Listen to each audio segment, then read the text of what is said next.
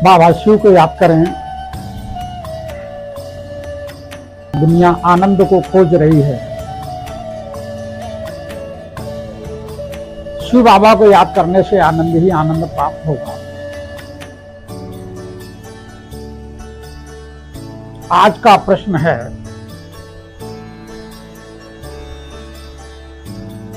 Relationship में कौन कौन सी बातें सहयोगी होंगी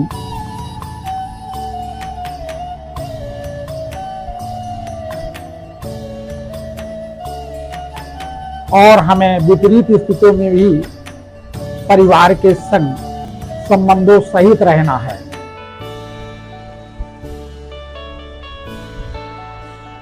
देखिए, मेरे व्यक्तिगत काउंसलिंग में और ज्योतिष अनुभव में आया है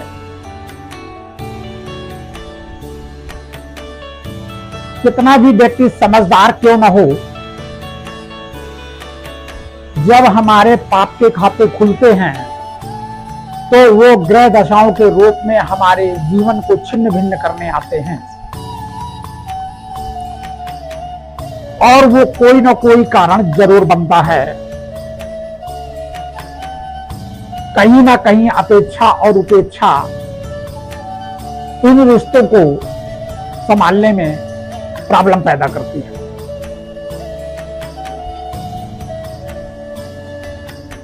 कुंडली के आधार पर पति से पत्नी की दशा अगर 6, 8, 12 कुछ हद तक 11 में भी चलती हैं दशाएं, तो हमारे वैवाहिक जीवन को खराब करती है। अब आप कुंडली से सभी रिश्तों को चेक कर सकते हैं। कभी कभी देखा गया है कि बच्चों से रिश्ता पिता का खराब हो जाता है और या पिता का बच्चों से खराब हो जाता है, बेटी से खराब हो जाता है, या बेटी पिता का तालमेल नहीं बैठता है, या पति पत्नी का तालमेल नहीं बैठता, या सालों का जीजा से तालमेल नहीं बैठता, या ससुर या सास से दामाद का तालमेल नहीं बैठता है, या बहू का अपने सास ससुर से तालमेल नहीं बैठता है, देवर से बैठता है, देवरानी से नहीं बैठता है। तमाम तरह की प्रॉब्लम ऐसी आती है जो कहीं ना कहीं हमारे व्यक्तिगत पारिवारिक जीवन में वो बाधाएं बनकर खड़ी हो जाती हैं। तो लाइफ में इस चीज को जरूर याद रखना कि जो भी हमारे बाहरी सूत्र हैं हमारे रिश्तों को बनाने या बिगाड़ने वाले, उन सूत्रों पर विराम लगा दें। कोई भी बाहरी सूत्र हमारे पारिवारिक और रिलेशनशिप अच्छा नहीं कर सकता, क्योंकि उसका कारण है हर व्यक्ति सलाह तो दे सकता है लेकिन उसके घर में भी छीछा लेकर चल रहे। अब प्रश्न ये आता है कि तुम्हारा अपना कोई ऐसी है तो आप उससे पूछ रहे हैं कि ऐसे ऐसे हमने कहा और ये बात हुई। तो जर्नल क्या होता है, 99% व्यक्ति जो बात बताता है वो अपनी बात या अपनी गलती को छुपा लेता है या अपनी गलती को धीमे से बताता है, जो उस बात का प्रभाव खत्म हो जाता है, जबकि उसी बात से सारा संघर्ष शुरू हुआ। तो व्यक्ति सामने वाला जो सुनेगा उसी का उत्तर देगा, पहली बात देखिए। और आज के समय पर किसी को सच का रास्ता बताओ तो तुमसे रिश्ते खत्म कर देगा, इसका भी डर लोगों को बना हुआ है। हमने तो देखा है बहुत माताओं से बच्चों ने रिश्ते खराब कर रखे हैं, क्योंकि माँ सही रास्ता बताती है। इस कारण से तो इस कारण से भी आपको सही सलाह नहीं मिलेगी। आपको सही सलाह लेना है तो स्वयं जो भी घटना घटे उस पर अकेले में बैठकर रात में सोकर उस पर विचार करो और गलती को खोजो, कहां से गलती शुरू हुई या बात कहां से बढ़ी। पहला विषय। दूसरी विषय, अगर संभव हो तो किसी ज्योतिषी से संपर्क कर लें, वो आपको रास्ता बता देगा।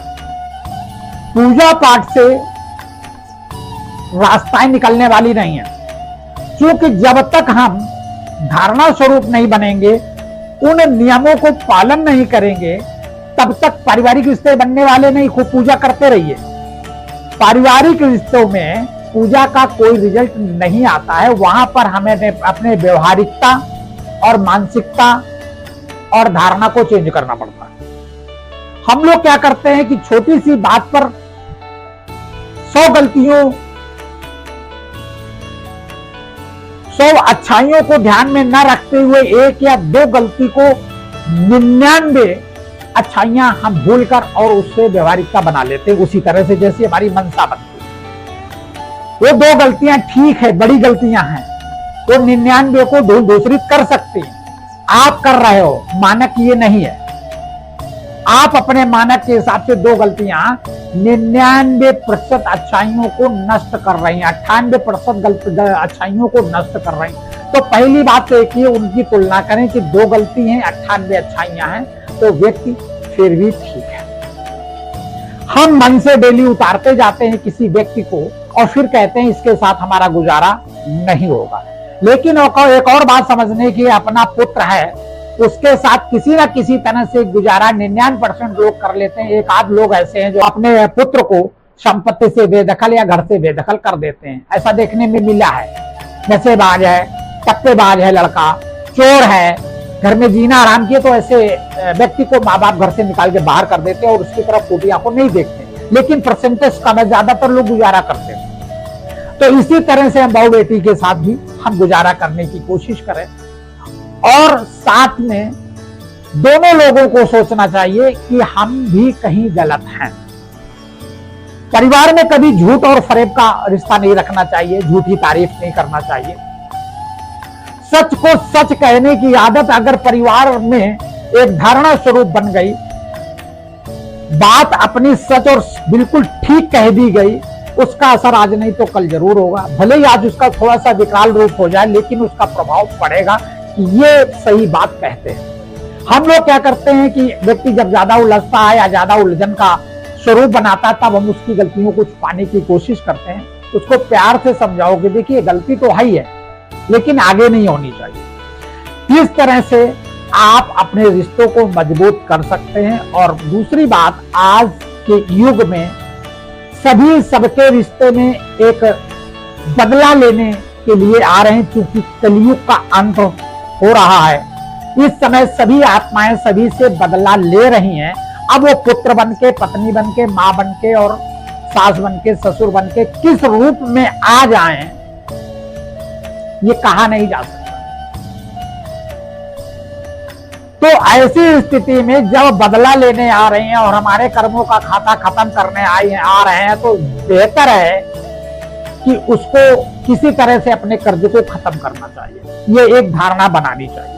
फिर भी अगर तुम उस व्यवहार को सहन नहीं कर पा रहे हो, घुटन हो रही है, या ऐसी स्थिति लग रही है कि हम ऐसी स्थिति भी जी नहीं पाएंगे, या तो भाग जाएं या पागल हो जाएंगे या मर जाएंगे।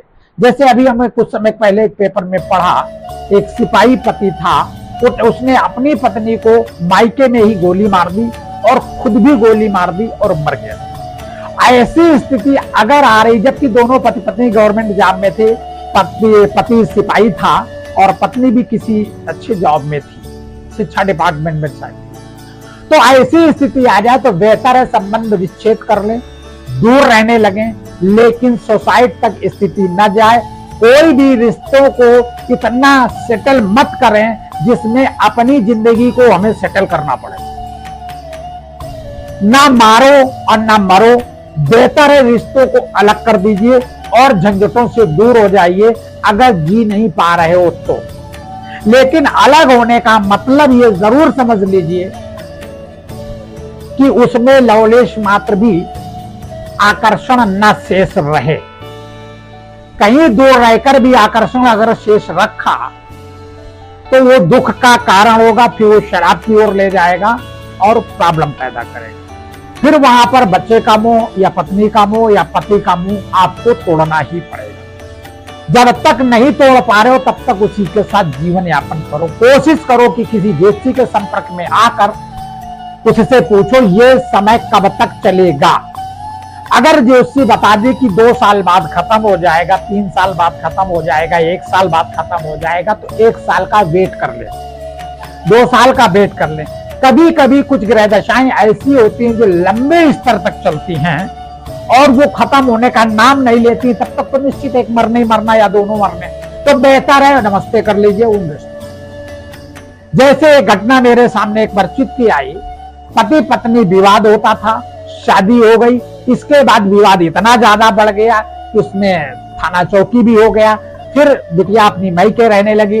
मायके रहने के बाद उस पति ने क्या किया, इतना ऊब गया कि उसने अपना मकान बेच डाला चुपके चुपके, कहीं गायब हो गया। पूर्वजी मकान अपना बेचना पड़ा, कहीं गायब हो गया, कहां चला गया, किस मकान में चला गया कुछ पता नहीं, और पिंड छुड़ाकर चला गया। आज वो लड़की अपने मायके में अपने पिता के साथ महाभारत कर रही। देखिए, जब महाभारत कुंडली में है तो वो व्यक्ति चाहे मायके रहेगा, चाहे ससुरे रहेगा, चाहे कहीं किराए पर रहेगा, वो अगल बगल कहीं ना कहीं जुलपालात करता रहेगा, चाहे पुरुष हो चाहे स्त्री हो। ये ना कहना कि मैं पुरुष प्रधान व्यक्ति हूं, पुरुष के बारे में बात करता हूं। जो उदाहरण मेरे सामने आए वो मैं आपको बता रहा हूं। तो ऐसी स्थिति में अब मकान भी चला गया, पति भी चला गया, और मैंने उस लड़की से बात की तो वो कहती है हाँ, पिताजी से हमारी खूब लड़ाई होती है और हम बीमार भी बहुत रहती हैं। आप कल्पना करिए, खुद बीमार रहती है, पति से महाभारत कर दी, पूर्व जी मकान बिक गया कलह कलेश में, और वो प्राण बचा के कोई मुकदमा न हो जाए इस कारण से कहीं और रहने लगे। और इसके बाद तुम घर में हो, बीमार भी हो, पिता छोटी सी प्राइवेट नौकरी कर रहा है, छोटी सी झोपड़ी में जीवन यापन कर रहा है, उसके पास अपने खाने और पहनने का पालन करने की व्यवस्था सुदृढ़ नहीं है, और तुम आके बैठ गए। इसके बाद पिता से लड़ भी रही हो। तो ऐसी स्थिति में ऐसा व्यक्ति जहां जाएगा वहां कलेश करेगा और दुख देगा। अब ऐसे व्यक्ति को खुद सुधरना चाहिए कि जब हमारा ससुराल में नहीं पट रही है तो कहीं ना कहीं कुछ हमारे में भी कमियां होंगी।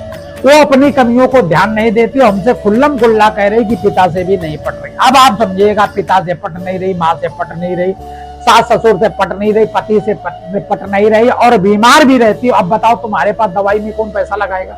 इतना पैसा कहां से आएगा? या तो मेंटल रिलैक्स दो, अगले व्यक्ति को कमाने का मौका दीजिए। तो ऐसी स्थिति में जब कुंडली खराब होती है तो वो व्यक्ति दर दर भटकता है और दुख उठाता है। वो यहाँ तक भिखारियों के बीच में भी बैठेगा तो भिखारी भी उससे पीड़ित हो जाएंगे, उसके कर्म होगा। तो ये ध्यान रखने की जरूरत है, अपने आप को चेक करें और चेंज करें। जहां तक है उसको, रिश्तों को बनाने की कोशिश करें। जब ये स्थिति आ जाए, हम रहे या वो रहे, तो बेहतर है दोनों रहो, दोनों अलग हो जाओ। कोर्ट कचहरी चलता रहेगा, चलने दीजिए। पहली बात तो चलना नहीं चाहिए, और नहीं तो अगर मरने से अच्छा है कि उनको चलने दीजिए, देखा जाएगा जो किसी न किसी चीज का अंत जरूर होगा, और भगवान के भरोसे रहना सीख ले। ये रिश्ता अपने परिवार के साथ चलाने की कोशिश करें, ज्यादा उलझे नहीं, कुढ़े नहीं, और कले कलेश को इतना न बढ़ावें कि कुकर की तरह फटकर पूरा घर और मकान शीशा लेदर हो। बाबा शिव को याद करें और सदा करें।